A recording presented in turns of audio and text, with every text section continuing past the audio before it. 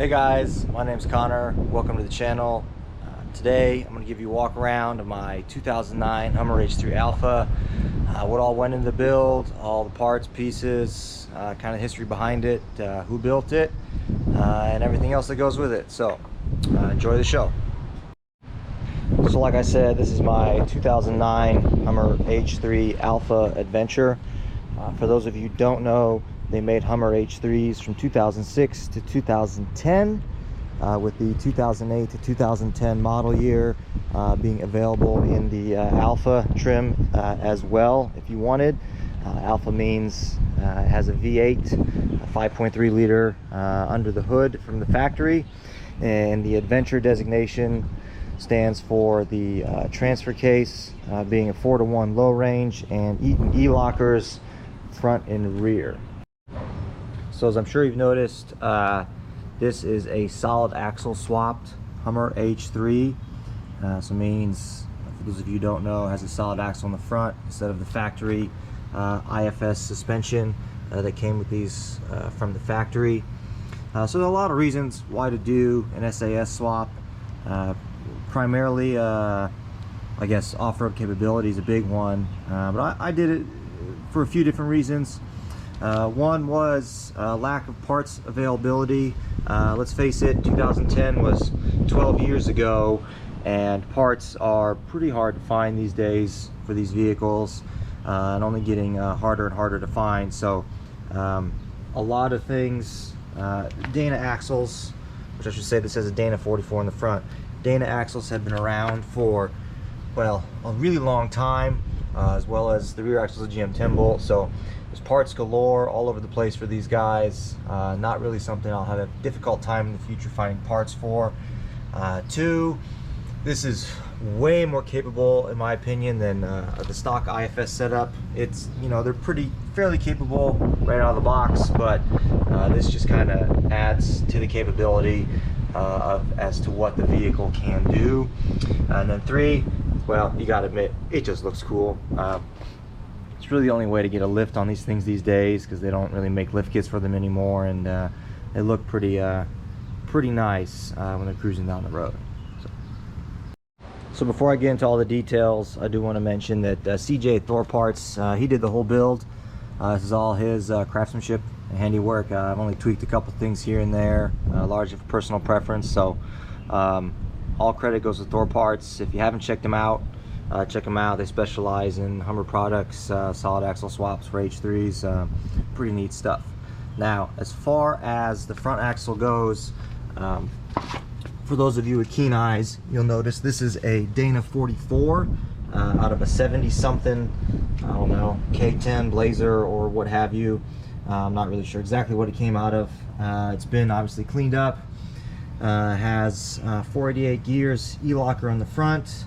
Went with the E-locker largely because you can integrate it into the factory wiring, since this came with a front E-locker, and that keeps things nice and clean. We've got chromoly axle shafts. It's coils setup. These are Bronco coils, 3-link. So you got a link there, and then 2 over here. The drive shaft's on the other side. So as you can see, this is passenger drop as well. I got standard, you know, knuckles. The hubs have been machined to fit a tone ring.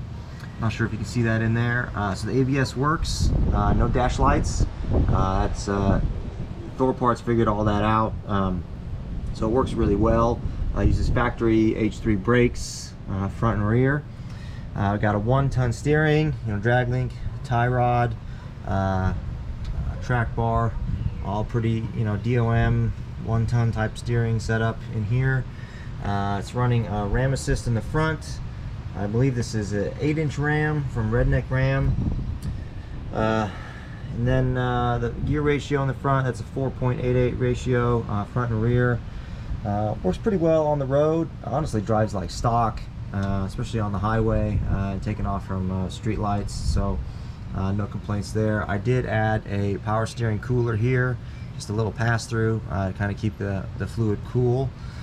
As you can see here, the frame's been plated. This was done on both sides.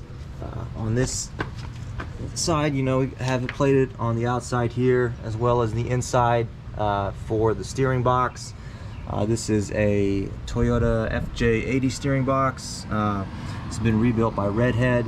You're running largely, I believe, rough stuff links or end links, tie rod ends here, drag link end, and tie rods. Got regular Fox, pretty much off the shelf 2.0 shocks. You know, nothing fancy here. Back here you can see better image view of the 3 links. This is all 2-inch quarter wall tube. You see the upper link in there.